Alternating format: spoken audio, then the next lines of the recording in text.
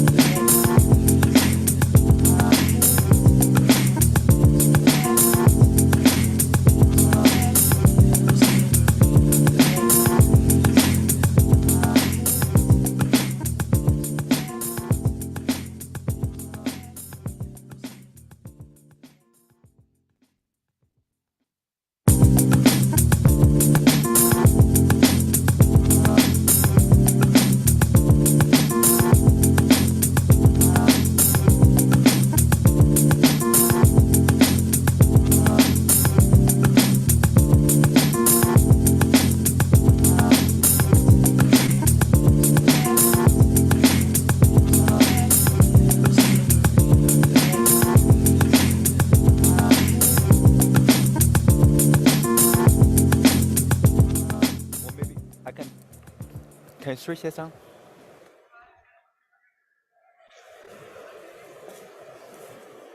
Okay. Good afternoon. Yeah, we can say that. Almost 1 o'clock. And thank you everyone and to join us at our Global Market Theater. And today, this is the last day. I can see many folks has already left the exhibition. That's why we need to appreciate and all the audience come all the way to our theater to discuss, the last region, Africa. We launched our Global Winter Report on Monday at the Iberdrola Tower. And the data indicates that, Africa actually had the best year ever with 1.3 gigawatt installed. And also earlier this morning, our speaker, John, my colleague Joy discussed the COPs, and we're going to have the COP27 in Africa this year. So, we're going to use this opportunity to introduce what has been going on in the previous years and what's the market outlook for Africa in the next 5 years. And also myself, John, and also my colleague Wangari, she's going to present later and join us to discuss the challenge and the opportunity and see how Africa are going to play the role to help the entire region and global to reach the net zero target by 2050. So now I'm going to hand over to my colleague, Wangari. She is our GWAC Africa Director and join us virtually. So Wangari, the floor is yours. Thank you. Thank you so much, Fang, and good afternoon, everybody. It's a pleasure to be here with you all. I wish I could be there in person, but we are trying to be more sustainable. So I think it's great that I can join you virtually. Thank you so much for having me today. Alex, you can go on to the next slide.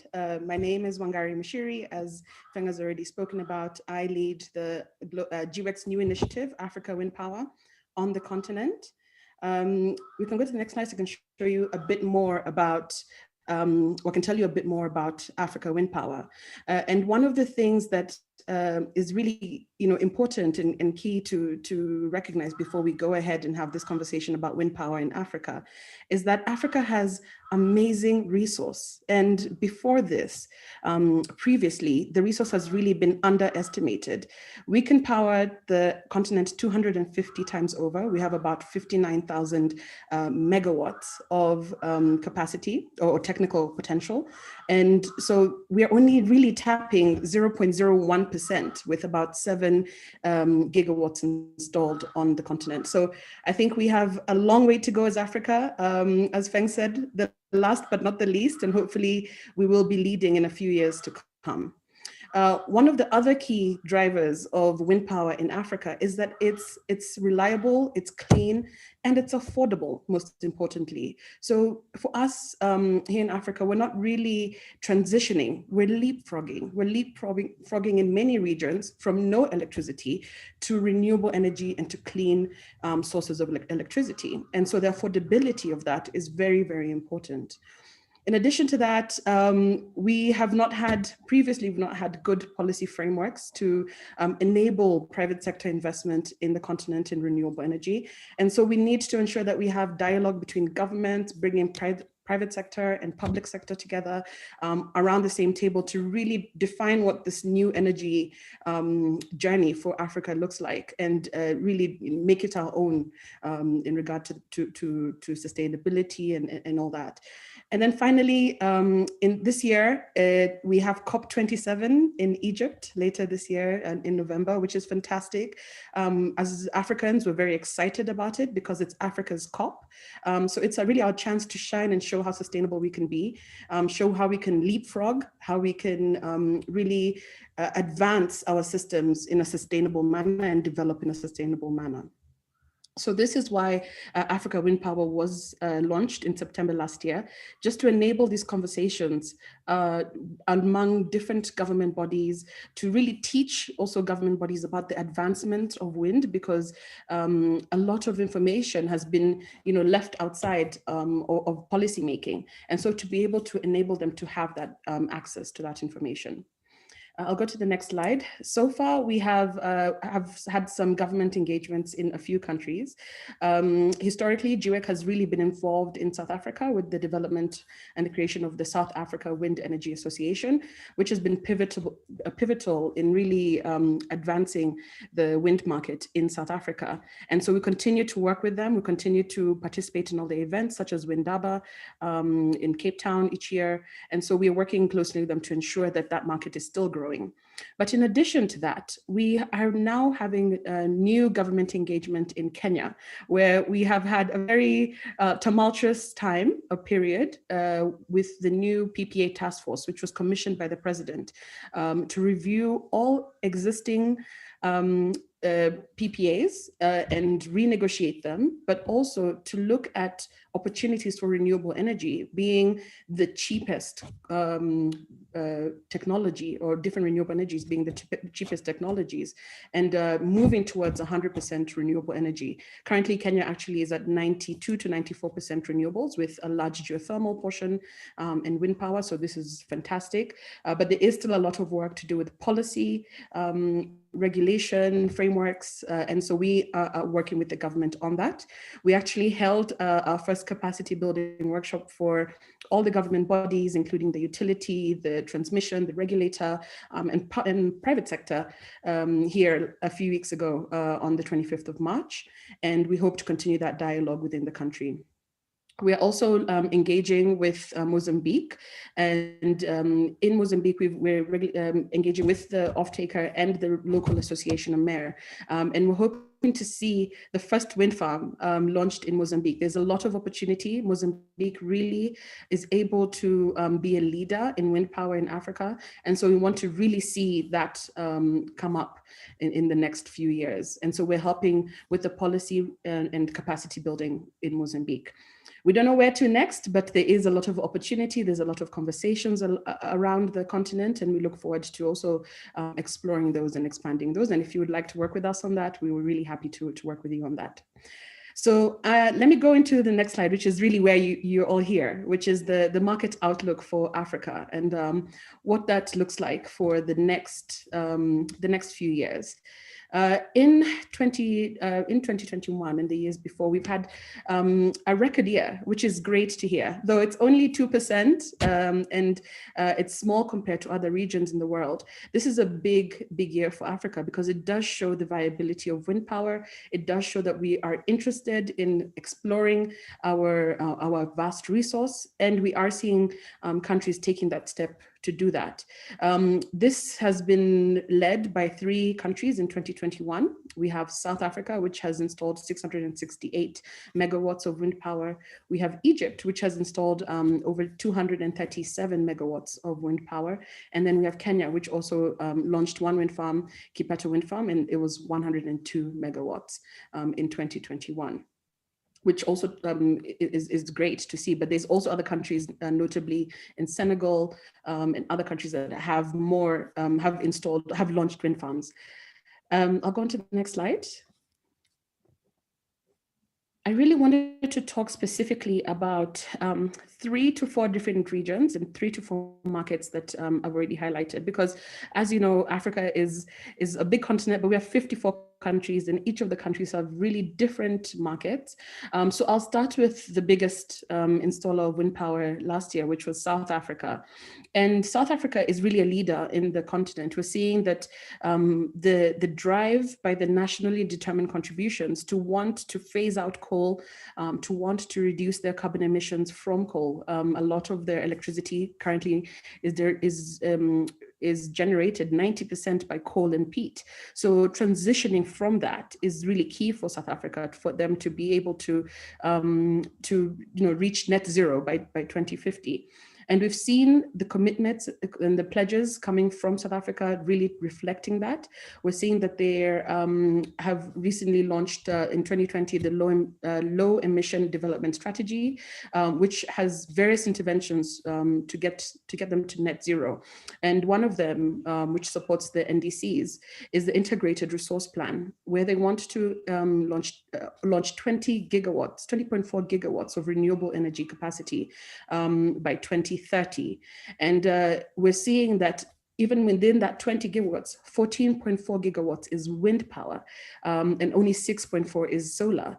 And the large chunk of wind power is about 50% of all new generation by 2030, is because of the cost competitiveness of wind. It's because of the great resource that South Africa has. And so they are really aligning their policy and the legislation towards that. We're also seeing that there is a historic, in 2021, there was a historic agreement where South Africa was signed on to get $8.5 billion for a just transition from coal. And what this means, they're looking to do is decommission, repurpose, and repower coal plants in favor of renewable energy, and also reskill people who are in jobs in the coal sector to come into the renewable energy sector. I think this is actually a really historic agreement for South Africa and for Africa as a whole. And we'll see a lot of other African countries employing similar strategies at this coming COP to be able to really unlock the potential and the funding for that. We're also seeing a lot of policy reforms happening in South Africa, where the off-taker, Eskom, who has historically had a few issues, is now being reforming the policy, reforming how they do business, basically, and looking to ease the market condition, ease the policy conditions within South Africa. One such policy that has been eased is the exemption of developers needing to get licenses from the regulator for any projects under 100 megawatts, which really means any embedded projects under 100 megawatts, which really means that it's going to open up the CNI space. We're going to see wind farms coming with direct people purchasing from the commercial and industrial space, and that will also really expand the wind sector in South Africa. As you can see in the graph on the screen, the light green bars are the potential of wind power from 2022 up until 2035, and we're seeing that even in years where there's no other capacity, wind power is still going to be coming onto the grid. In fact, by 2035, 53% of all new capacity will be from wind power. So this is a fantastic statement by South Africa. We're seeing that coming on. We've not even touched on the offshore capacity of South Africa. I think there's a lot to look at there. We'll go to the next slide, Alex. The next market that I'm finding very exciting is Egypt. And I was there a few weeks ago, and it's amazing to see the commitments that Egypt is making, especially because the world is watching Egypt this year with COP27 in November. So with COP27, Egypt really has an opportunity to look closely at its NDCs and really make an impact, really show that they're leaders on the continent, which they are in wind power. They don't yet have any quantified greenhouse gas emission reduction targets, but they do have a strong push for renewables and for low carbon energy. And so we hope to see that this is really going to transform in their energy mix. Egypt's energy mix is governed or determined by three key documents, which are at the top of the screen, which is the 2030 vision, of course, the SDG, the Sustainable Development Goals, and then the Integrated Sustainable Energy Strategy for 2023 is also, one of the key governing documents that Egypt is following, policies that Egypt is following. And the latter states that Egypt wants to set a goal, or has set a goal, for 42% of its electricity generation coming from renewables by 2035. We are seeing that wind will take about 14% of that, and that is great. We've already seen a lot of push towards that, even being on the wind farms in Egypt. But we do know that Egypt can do slightly better. They can actually, according to IRENA, they can actually generate 53% of their electricity from renewables. So we hope to see Egypt really make some strong announcements this year ahead of COP. We're also seeing that Egypt has fantastic wind resource. I wish I could show you a video of me standing on the wind farm and my hair blowing consistently, but they have 5 to 11 meters per second wind speed consistently in areas near the Gulf of Suez, which are amazing for wind farms, especially at a 100-meter hub height, which is the typical wind turbine height. And so it's interesting to see that Egypt's real potential is there. They are taking advantage of it, but of course there is a lot of potential. We're also seeing Egypt looking towards green hydrogen and green desalination plants, which could be powered by wind power, which is also a really key step in the right direction for wind power in Egypt. And then I'll go into the last country. I'm from Kenya, so I would not, it would not be fair for me not to talk about Kenya, although I did touch on it slightly earlier.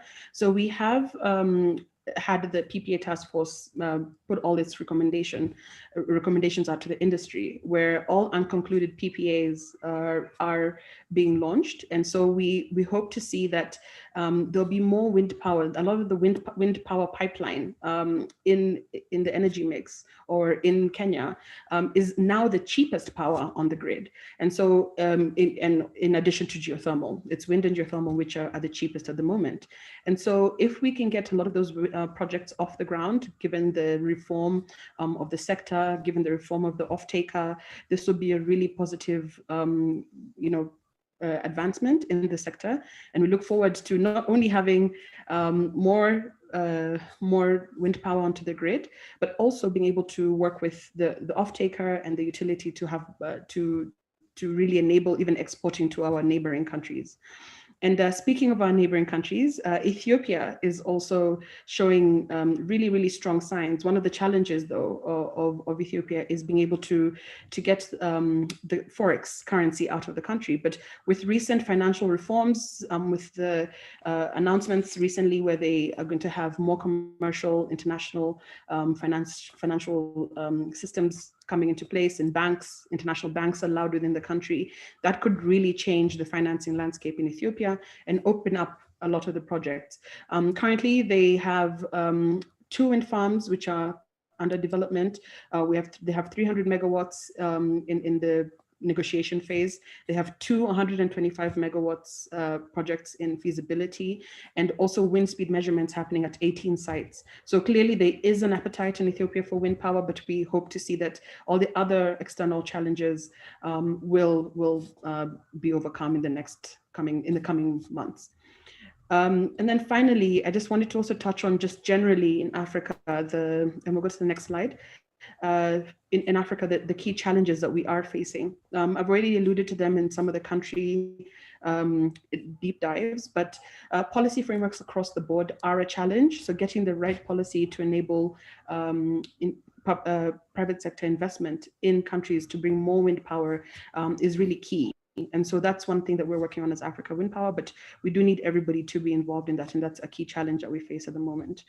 The second thing that we face is financing. So having early stage financing for projects. A lot of the financing now is for more developed projects, and for us to really keep up the pipeline of projects to enable us to achieve our NDCs within the region, we really need early stage financing to help to pick some of these projects off the ground. The third one is the bankability of off-takers, and this is also linked with sovereign guarantees and how to really overcome this challenge, because a lot of developers are facing this issue of not being able to get sovereign guarantees within the countries. So we are seeing the European Investment Bank, the World Bank, and other international financiers being able to do partial guarantees for these projects, but this is still a big challenge, and we hope that will be something that will be overcome in the next year or in the next few years.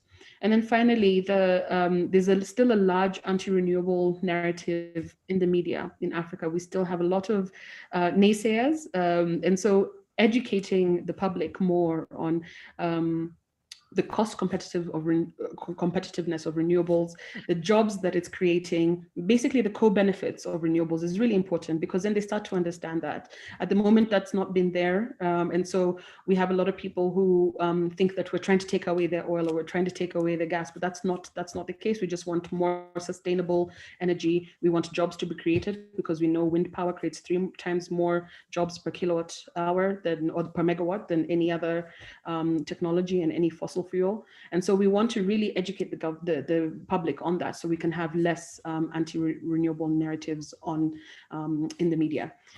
And I think I'll stop there. I only had 10 minutes. I might have already gone over, and I'll hand back to you, Feng. Thank you so much for having me. And if you have any questions, my email and number is on the next slide, and I look forward to hearing the rest of this presentation. Thank you. Thank you, Wangari, and excellent information about what GWAC has been doing in Africa, and the deep dive you provide for the key market, South Africa, Egypt, your home country, Kenya, and also Ethiopia. So we get quite good insight about what has been going on and the challenging ahead. On top of, the market outlook you provide for Africa, I just want to highlight here, based on our new report released Monday this week, you mentioned during the presentation, last year, Africa accounted for like 1% of the global total new installation. But according to the business as usual policy, by 2026, by the end of 2026, 5 years later, we believe that the new installation in Africa continent are going to increase from 1% to around 2.7%, even though it's still a small portion in terms of total installation, but we can see the volume is going to triple. It is true, last year 1.3, by 2026, we believe that around 3.4 gigawatt new onshore wind are going to be built. So thank you again, Wangari, for your participate and support remotely from Kenya. Now I'm going to introduce the next speaker, who already been this stage this morning with my colleague Joy talking about the COPs. John is the head of global public affairs at SGRE and also the chair of GWAC Africa Task Force. And John has been looking and working in this region and supporting not just SGRE, actually support GWAC members looking at opportunity, coordinate between the financer, developer, component supplier working on different initiatives. On behalf of GWAC, I think we really appreciate the support you provide, John. Now I'm going to give the floor to you. I can see you have a few slides. Before we discuss the challenge in general, maybe some of you know, SGRE so far is one of the leading supplier in Africa, specifically in North Africa, Morocco, Egypt. Also follow the local content requirement from the auction back in 2014-15 in Morocco. SGRE also built the factory for blades create the jobs, support the economic growth, for local region. Now I'm going to hand over to John. Over to you. Thank you very much, Ben. A pleasure to be again with all of you and trying to share the experience of SGRE Siemens Gamesa in Africa and also the work that we have been doing at GWEC. For me, it is a pleasure. It is a pleasure to be here in Bilbao because, let's say, the Africa Task Force within GWEC was created back in 2019, precisely the last time that we were here in the Wind Europe conference in Bilbao as well. So that was the embryo of the Africa Task Force at GWEC. Why we considered that there was a need for an Africa Task Force? GWEC is bringing and gathering the global leaders in the wind sector. So there were already task forces for Southeast Asia, for LATAM. There were offshore wind task forces, and we considered that there was a need for bringing the experience of the private sector, not only globally, but also in Africa, because we have been in Africa, Siemens Gamesa, we have been there in the continent since 1990s, but also because there is an economic rationale behind, and Wangari was explaining before. Africa is a 1.2 billion continent. Energy-wise and people-wise, population-wise, it is expected to double by 2040. Currently, I think that Africa represents one sixth of the global population, while only I think it is below 4% of the global energy consumption. So it is clear that growth it is related to increasing energy demands, and considering how competitive, if not the most competitive, wind energy source is, we have to be present in Africa, and we have to be, as Wangari was saying, there has to be a social consensus about what the role of wind should be played in the growth of the continent. In order to provide you with a bit of data of Siemens Gamesa role in the continent, we have been again since 1990s. As Wangari was saying at the very beginning, wind in Africa was mainly developed by public utilities being financed by development banks for big projects. So we started with Tunisia, with Morocco, with Egypt, Algeria, Mauritania. So development banks financing those projects, and we as Siemens Gamesa being contracted as an EPC contractor. Most of the projects that we have developed in Africa are under EPC. We have currently 50% of the market, and it has been mostly developing, first of all, in the north of Africa. Then it went, I would say that north has been mostly driven publicly. Then we had, I think we have South Africa as a very good example of private-driven auctions. So the RPP and the ARP, I think that they are a very good example of how to drive, how to attract private investors into the African continent, which, by the way, was followed, I would say, by, for example, the Kenya. It is a very good example as well. And then we jumped into very different countries like Mauritius, very exotic, by the way, for building a project. And also lately, Djibouti. I think Djibouti is also a big, very good showcase together with South Africa, because in Djibouti we have got African investors. So one of the, you can see that we have built more than 4 gigawatts in Africa as Siemens Gamesa, and we have been able also to develop a local value chain. As Feng was saying, after the 2015 award of 850 megawatts pipeline in Morocco, we built a blade manufacturing facility in Tangier, and we also developed local value chain for civil works, for operation and maintenance, because natural market forces develop, they request you from economies of scale point of view also to leverage and develop a local value chain, which we consider are the opportunities and the challenges of the African continent. First of all, I think everybody has in mind that this year being the 5th year that COP is going to be hosted in Africa, after South Africa, Kenya, and Morocco twice. I think that energy security is one of the concepts within the energy trilemma: affordability, reliability, and clean energy. But of course, under the current geopolitical scenario, I think that energy security is on the priority agenda. We see that Africa, there is a huge appetite for green investment in Africa, wind-wise. We see many foreign developers, but also African developers willing to invest in Africa.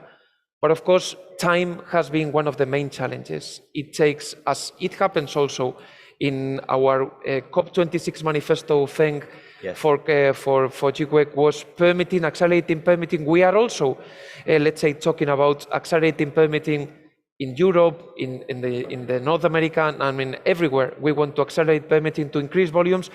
Africa, it is also one of the challenges that we see, because developing projects, it takes a long time, more than 10 years. So this appetite, investment appetite, has to be matched with the timeline also of wind projects.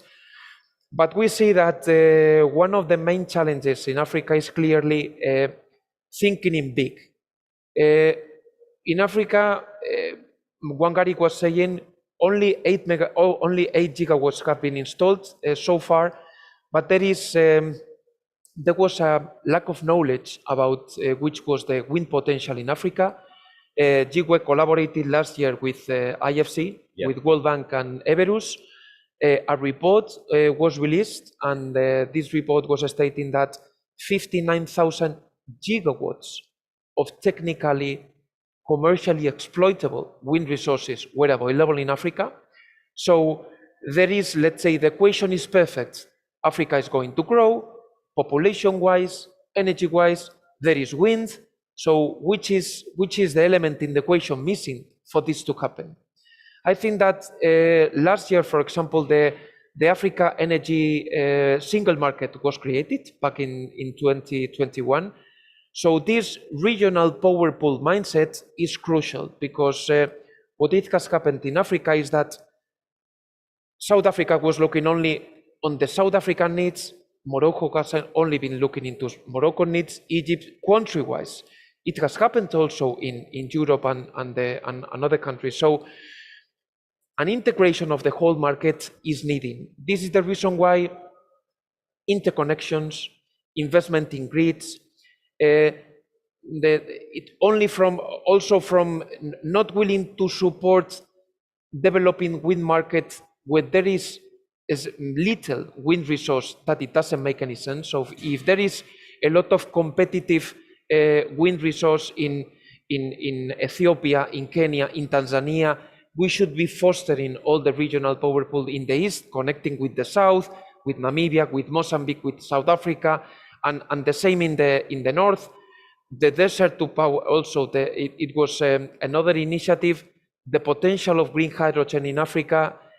We should be changing the mindset again.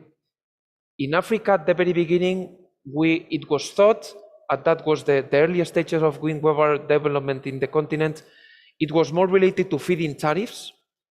Currently, driven, as Wangari was saying, corporate PPAs market could be developed because there are many energy-intense consumption, from a consumption point of view, energy-intense industries based in Africa, which could be the driver instead of the public sector, which of course we have to think in the unbundling transmission, distribution, and generation, but the private sector is willing also to invest in grids and in developing green corporate PPAs, because it is the cheapest and most competitive option to deliver as a generation point of view, but also on top of that, because Africa being one of the regions in the world with the youngest population, we are bringing sustainable jobs, not only because of the, let's say, the tangible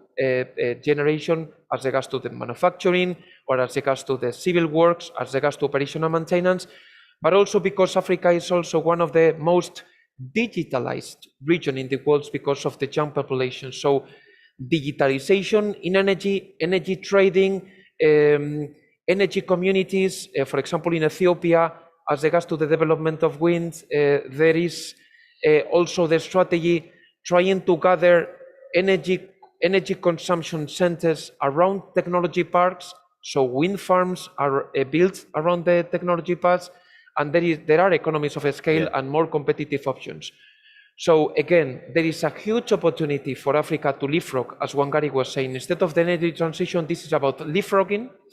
We all have in mind that being COP under the current geopolitical scenario taking place in Egypt, we have a fantastic, between brackets, marketing opportunity for putting Africa as a priority and having, let's say, an African COP-related manifesto for the, let's say, as the tip of the iceberg, for showing to the international community that there are real plans aligning energy policies, trade policies, and industry policies for the, let's say, to deliver the climate objectives that we have globally. Thank you, John. I think, let's see, you mentioned the challenge regarding the grid, and I think Wangari mentioned the challenge about financing, policy challenging, regulatory, anti-wind. That's we have one session this morning regarding disinformation.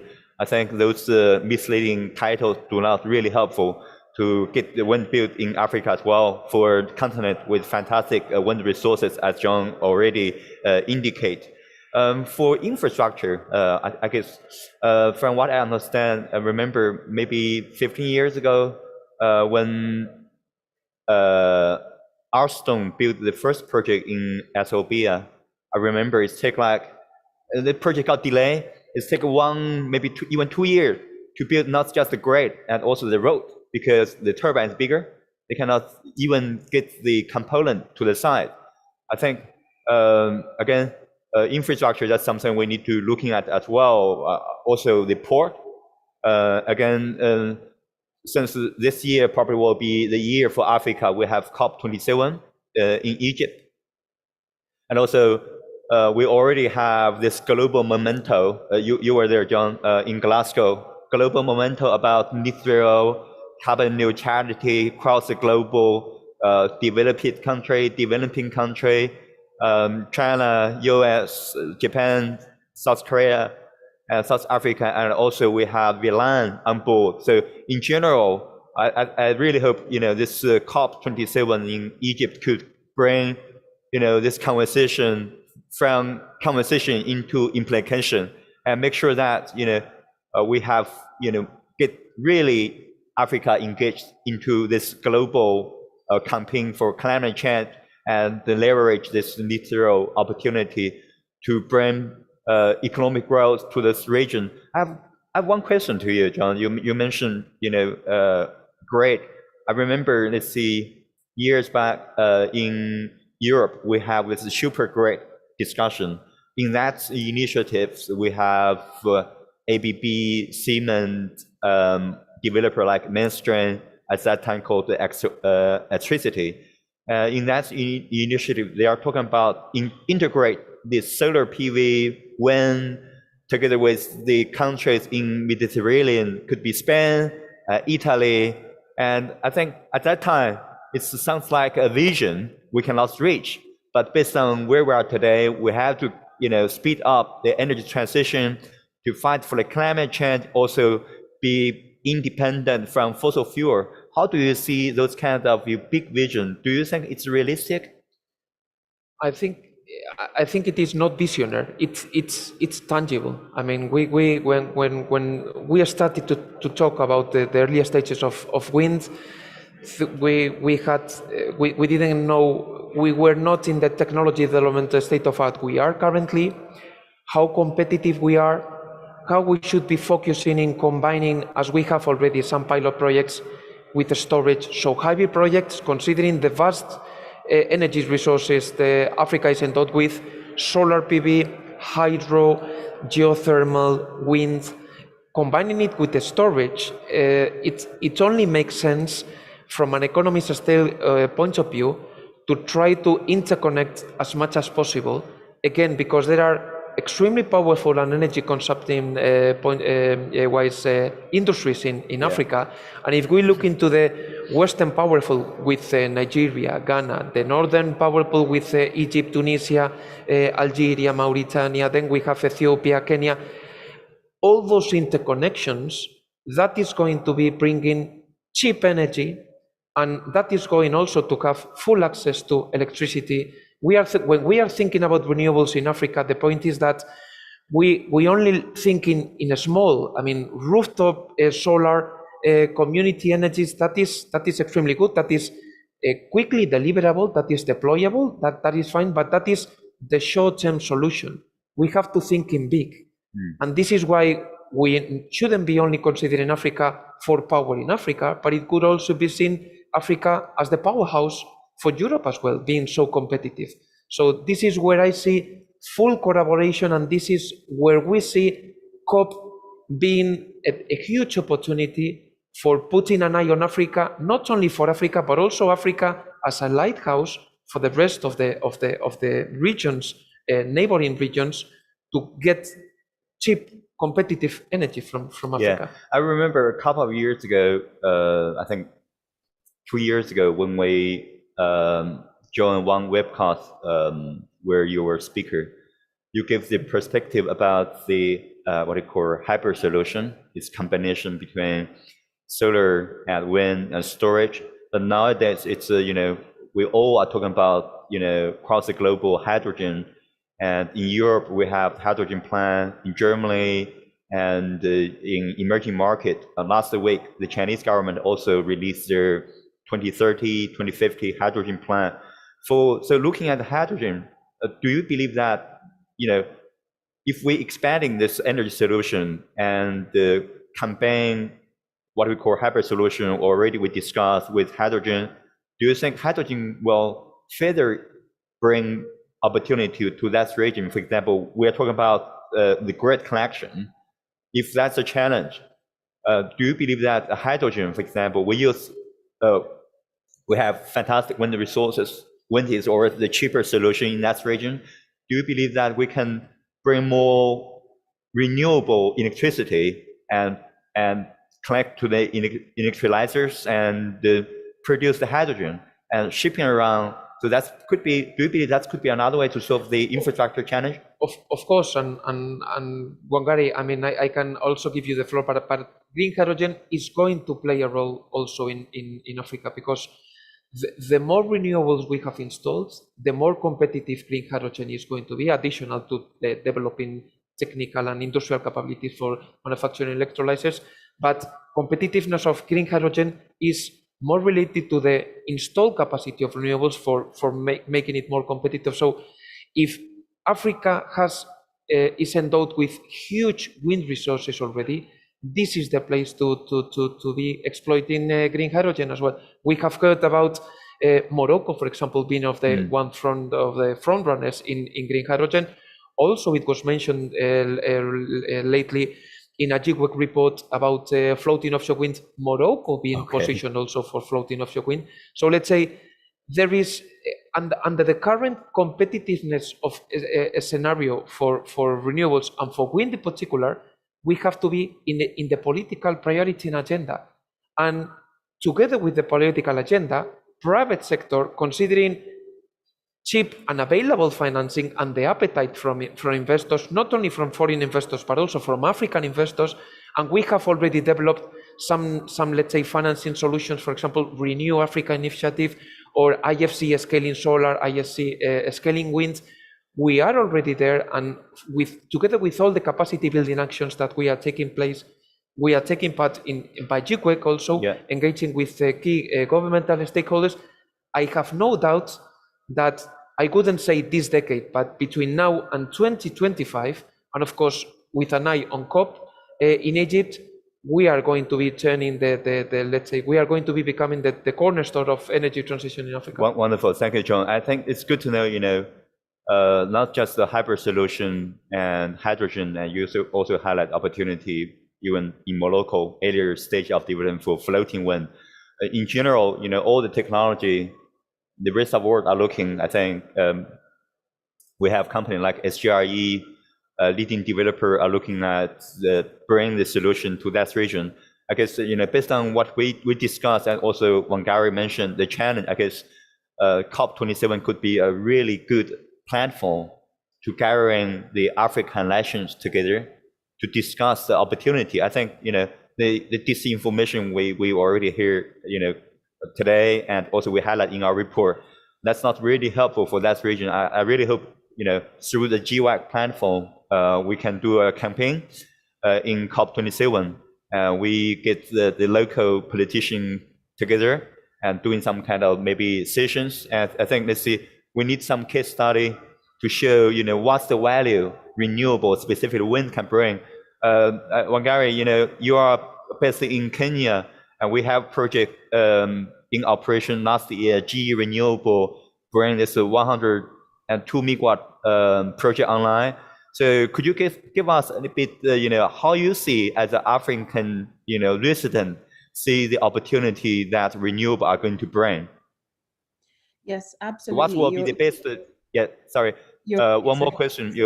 On top of that, let's see, you see the value that renewable can bring, and how best, as an industry, we can working together with the local community in terms of new job, supply chain. I know South Africa has tried have this local content requirement, and even tower manufacturer try to build something there, and in the end, they have to close down the business due to the challenging environment. But do you see one day, for example, in the next 5 years, there will be more opportunity to have like local supply chain building up, get the local hires, etc., bring green jobs? Over to you, Wangari. Yes, thank you, Feng. And definitely, I agree that there is a big opportunity for Africans in regard to renewable energy. I want to touch on all the three questions that you were talking about before. When you talked about the big thinking about infrastructure across the whole continent, I'll give you an idea of the Southern Africa Power Pool. We have fantastic hydro resource in Zambia and Zimbabwe. We have fantastic wind resource in Mozambique. We have great solar in Botswana. They're all already interconnected. needed with amazing demand in South Africa, we can use Zambia and Zimbabwe as as hydro battery storage countries for all the renewable energy and feed that into South Africa. In addition to that, the Namibian government is really highly considering green hydrogen and looking very seriously at going into that. They've actually recently signed an agreement with Germany to be able to explore green hydrogen in Namibia. So when you look at the scope of Southern Africa, just that power pool, there's already so much happening in that big picture thinking when everybody comes together to be able to really explore the resource that we have on the ground or in Africa. And so when it comes to COP27, as you asked the question in regard to how can we bring people together? We are actually looking to do that as GWEC in partnership with the UN, have a convening role and with the solar guys and with the wind industry to bring African governments around the same table with private sector and have those conversations. Because for what I've just spoken about in the Southern Africa power pool to happen, we need to have each of the countries not working in silos as they currently are. We need to have them coming together. We need to have the single electricity market as John already alluded to. And so how do we now have them all have the same information around the same table and then be able to make the decisions and put the policy in place to enable that? That's really, really, really important. And then they can also go back and work with the local communities to ensure that the projects really take off. So I think there is a key opportunity around that. And we are looking at that definitely for COP27 as Africa Wind Power. Okay, thank you, Wangari. We don't know if there are any questions on the floor. We start a bit late, but we can maybe have one question from the floor. Okay, there's one gentleman.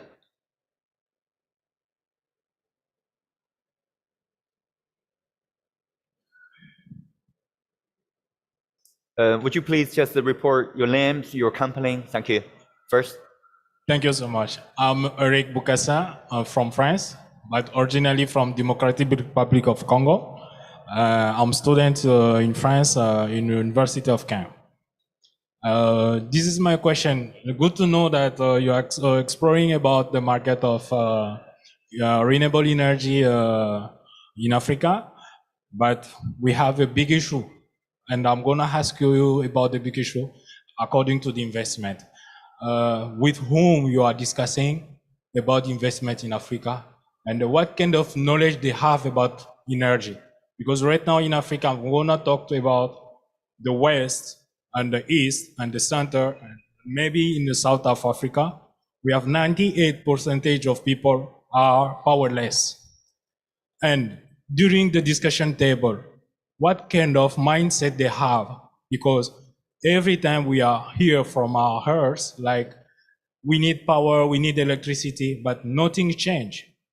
I'm here in abroad, since 10 years, I left my family. I'm looking for the best knowledge, and tomorrow or after my studies, I can get it back and start to work for bringing the electricity from my people. But with whom you are discussing with them? This is the big question. Because you can discuss with people who doesn't know about the electricity or doesn't know about energy renewable. You can do everything in the discussion or investment table, but nothing will change. This is about my question is going to ask about you. Okay, thank you, John. Over to you. I think thank you very much for your question, and I think it is very valid. This is the reason why we created precisely the Africa Task Force 3 years ago, and also the reason why we created also Africa Wind Power within the task force to engage with political stakeholders to try to enable the appropriate frameworks. What I can tell you, my experience, I have been in many countries in Africa, and I can tell you that the people we have met, they are very well prepared. Again, there is huge appetite to learn more about the experiences that we, the private sector, have gathered globally, but also from political stakeholders in the US, in Europe. For example, recently there was the IEA ministerial, the International Energy Agency ministerial meeting. There was a specific side event with the State Secretary of the US, Jennifer Granholm, and also Dr. Fatih Birol from the IEA. And other relevant stakeholders, and they were focusing in Africa. So as regards to the capacity building action, it is true that more has to be developed, but not only in Africa, in other regions also in the world. And I can tell you that it would be encompassed whether we are going to be able to jump from the 8 gigas that are currently, for example, talking about wind installed in Africa to 30 gigas by 2025. That is going to be possible or not? I bet not, that is true. But with the private investment appetite in the atmosphere, not only for generation, but also for grid, because one of the challenges that also, because of the financial situation, one of the challenges that many countries have is also that having to unbundle generation, distribution, and transmission.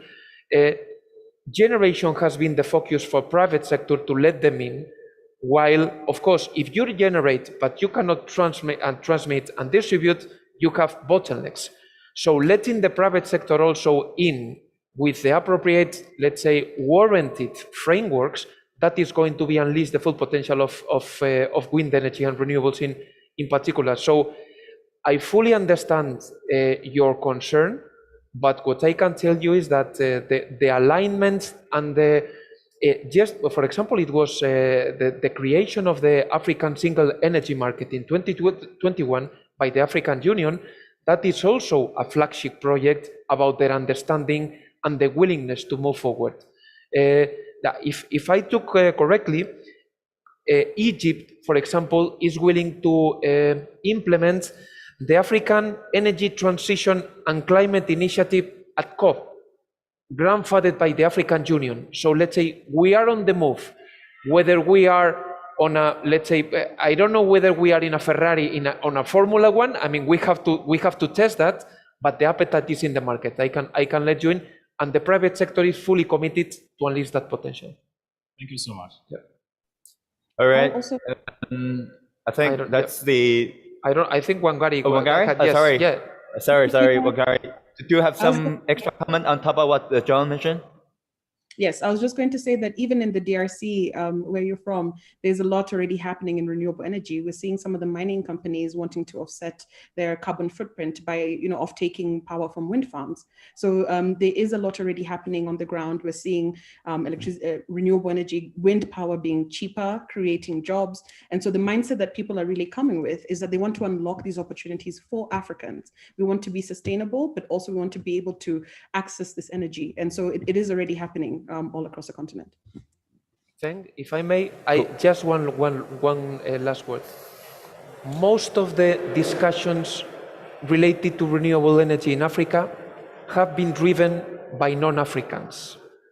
So what we are boasting and we are trying to foster is that Africa is also endowed with vast amounts of money, bulk amounts of money. So instead of us having to talk to African governments about how competitive renewables are, it should be African investors also, and not foreign investors only, investing in Africa. Because otherwise it is being seen as a paradox, and as Wangari was saying, some of the concerns and challenges as regards to the conception that civil society in Africa has about renewables is that they are expensive because they are mostly driven by non-African companies investing in Africa, while African companies are investing in fossil fuels. It doesn't make any sense, because green energy is not only about climate. Green energy is already more profitable than investing in fossil fuels. So if African investors already invest in African green energy, civil society is going to be fully convinced about profitability, not only from creation of jobs point of view, but while domestic investment is being allocated precisely in green energy, in indigenous green energy.